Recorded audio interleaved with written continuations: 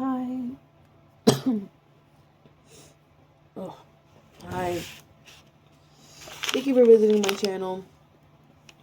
If you're new here, my name is Mary.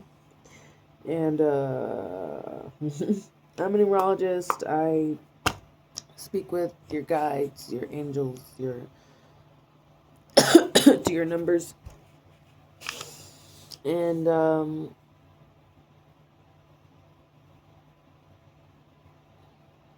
whatever. If you're here, yeah, you're supposed to be hearing something out of me. Um, it's gonna resonate. And what I'm hearing with this one is that this specific message is not going to resonate with a lot of people. This is going to be very much for, like, I don't know, like a handful of people out of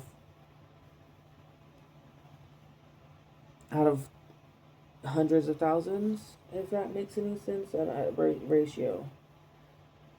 So basically, if this, like, whatever the title is, doesn't immediately resonate with you one on one as I say this, if it's not like just immediately being like, those are the words that I was supposed to hear, then like it's okay. Like this message doesn't have to be for you. This is just for someone, or maybe literally maybe for like one person, possibly even. Like it almost seems like the person who's gonna hear this is gonna realize for once that they're actually not alone.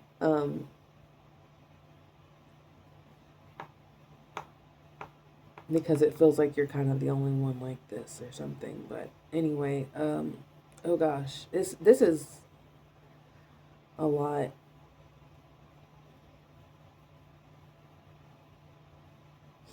Okay.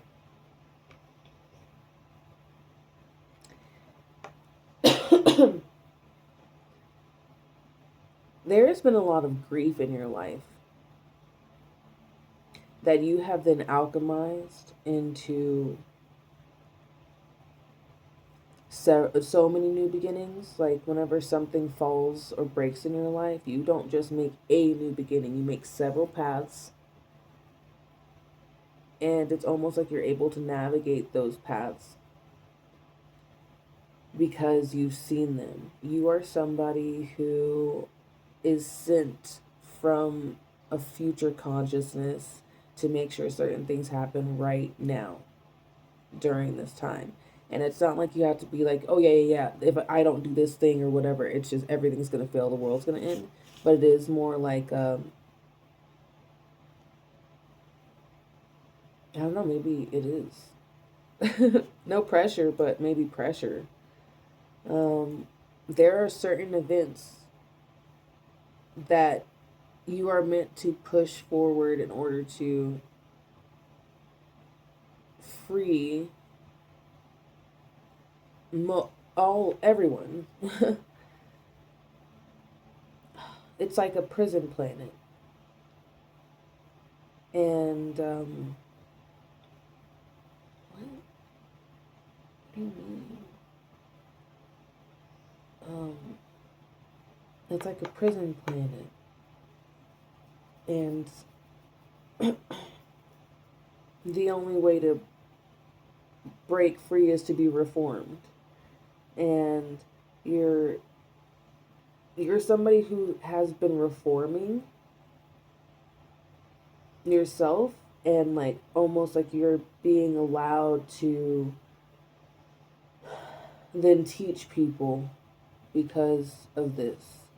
Like you've graduated to the point where they now you're so reformed from this path that you're able to help other people who are on that dark path out. And the dark paths sometimes are very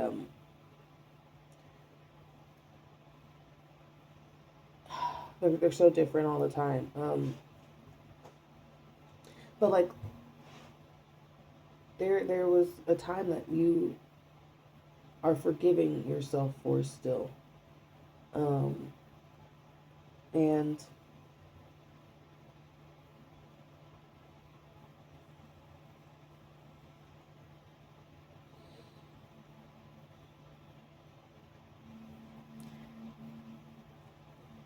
it's like now, instead of like calling yourself a monster or like a bad person or whatever, you have this esoteric understanding, a gnosis, of how that quote unquote monster or bad person was able to manifest in your life, through you, how you were able to manifest monsters into people's lives by being the monster, um, and then realizing that other people could do the same, and then realizing that you can also be the hero, but also maybe something in between. You're allowed to just be a civilian. You're allowed to just be an onlooker and an observer.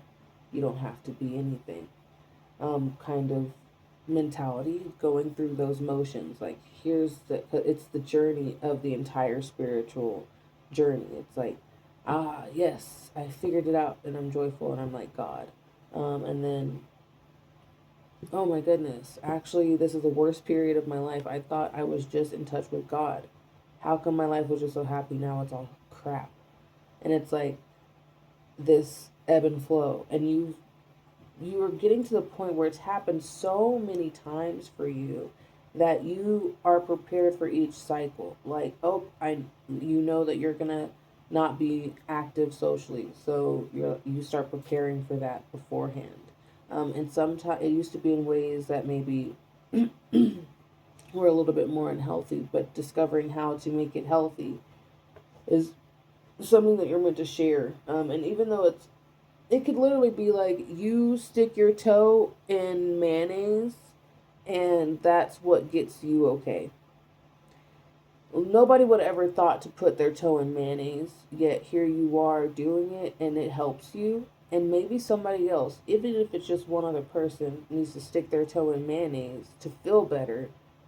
They now like see that as an option, even though they hadn't seen it as an option before, but they hear it and they're like, oh, that would actually be really nice. For you, your toe in mayonnaise is going to be the fact that you are going to be helping people through their dark journeys. You are somebody who is okay with talking about the taboo. You are the person, because the people who really feel sick and feel like they need help the most will not ask for it, because some of the things that people need help with are so societally frowned upon and taboo that they don't even talk about it. You are somebody who has a great understanding beyond this life and the shame that people hold with the taboos, that you can see the whole picture. So much so that it is difficult for you to be offended. It is difficult for most of the time people are saying that, like, they're worried. You're always kind of like confused as to why people are like, "Oh, I'm sorry, I did that," and you're like, "What was I supposed to? What happened? What even happened there? Why? What happened? Why are you apologizing?" Granted, some people are just saying, "I'm sorry, I'm sorry, I'm sorry, I'm sorry," all the time. Anyway, but that's what they do. We're a lot of times like we're doing the things in our lives that we wish we had. We love super hard whenever we don't have love. We apologize all the time when we don't get apologies. You know, we thank people all the time whenever we haven't been thanked for anything. It's the golden rule: treat people how you want to be treated. A lot of times we're just doing it anyway, but it's through a roundabout way to getting to the point. You have been acknowledging your roundabout ways to getting to the point, and you are at the point where you can now just be like, okay, I've taken this journey from here to here to here to here to here to here to here to here. When literally you went all the way here, but you could have just went that way, right? Um, and conserve some energy. And yeah, look, sometimes the journey is great. It is. Sometimes the journey is unnecessary and treacherous. We have your discernment as to if the path is the integral one. Sometimes an experience is integral, and you can tell because you're driven for it, you're driven to it. Sometimes it's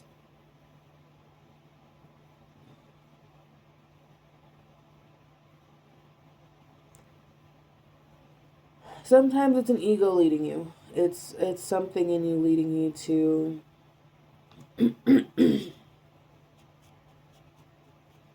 believe that you have to take this longer, harder journey in order to earn that, in order to earn that spot, that comfort.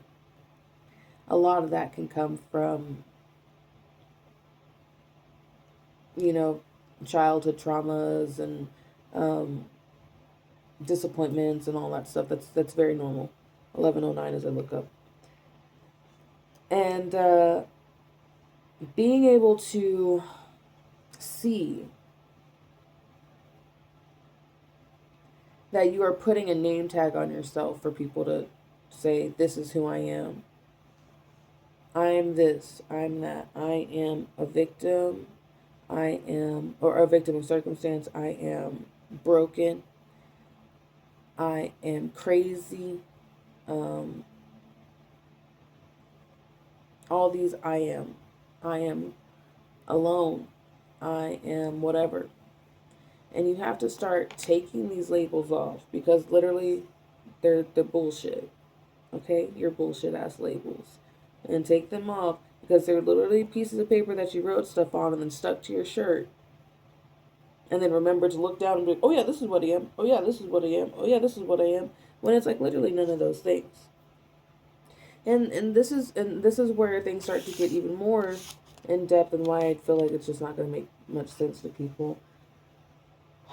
Um, Even identifying down to whatever thing we're identifying with.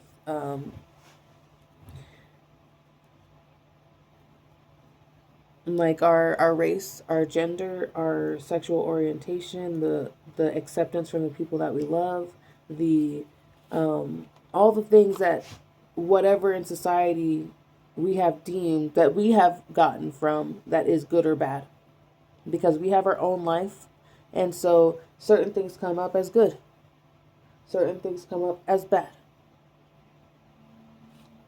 Okay. um and it's people don't have the same radar. You somehow have the radar for each person to tell them what is good and bad for them. And so you're guiding people to the yes, you like this, yes, you don't like this. I used to help sell wedding dresses, and something I would say all the time whenever a bride was in a dress and looking through dresses was they'd have it on and they're like, oh, I like it. It looks cute, you know. And sometimes like I people would put on the dress and they wouldn't like it and they would be like, oh, I'm so sorry. I'm sorry. And I was like, hey, you do not have to apologize. If we don't find out what we don't like, then we can never figure out what we love. And that would always change things around. And they would be like, because I'm like, if it's not a hell yes, then it's a fuck no. Okay? That's what I would tell them. And then we would go try on dresses. And they would say, fuck no, fuck no, fuck no, with a smile. Because they knew that they were on a journey to find what they love. For the day that meant so much to them.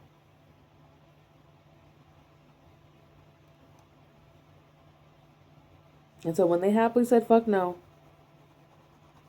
they never really said hell yes. They always said, this is it. This is the one. And we'd be so happy and we'd celebrate. And then they would be off to their journey of love, to continue their journey of love that they had already been on way before they met anybody who was going to sell them a dress. And now they have a little bit more to take with them. You are somebody who is always doing that.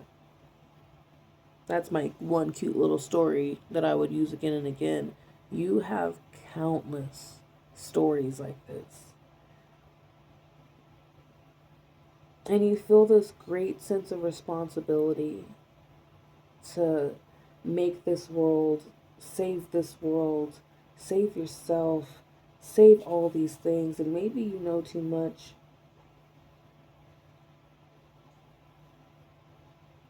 There is a deeper comprehension that is being called upon for you. And so I think you're somebody who used to meditate all the time, and even like you have the practice of meditating in the moment. I think that your practices have probably slipped a little bit, and that's okay because that's it's supposed to happen. Where sometimes we feel a little lost, and sometimes we gotta come back, and sometimes we're like, oh yeah, you're right. I haven't touched dirt in a while, or I haven't like actually taken a deep breath in multiple hours. My jaw has been clenched, or whatever it is, because you have been pushing to heal the energy, like the spiritual warrior. There's so much behind the scenes work that you have been doing for the collective. Oh, and like people just may not even, you know what? People may never see it. And I think you know that. I think some people may, I mean, lots of people may never even understand how much you're doing. And honestly, you don't even understand how much you're doing for the collective.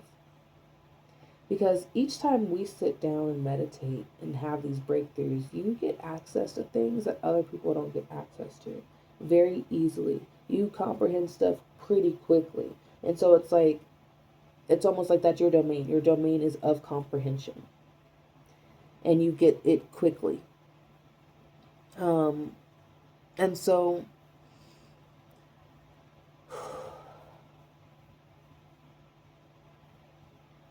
honestly, sometimes you're like, how are people not getting this? This is very easy. And it's because you come from the future. It's because you come from the future. You've seen it before. You're already doing all the things you're supposed to be doing for the most part, except for the things that you're afraid to do. And so like you going within more, even more, no, even more. Confirmation burp. You Because this all comes so easy to you. Yes, you can comprehend a lot, but you know things come easy to you whenever it comes to this comprehension. That means it's almost like you have to find the thing that challenges you until that is the thing that's easy for you to comprehend. That's what your beacon will be. Is something that you can't comprehend is what you must focus on. So like say you really hate a specific person, like a celebrity or a politician or a guru or whatever, or somebody in your life. And if you're still experiencing hate, that means like you really have to go inward. You really have to go, and I'm allowed to say that. And you really have to go and within and do what you got to do. A bit more. So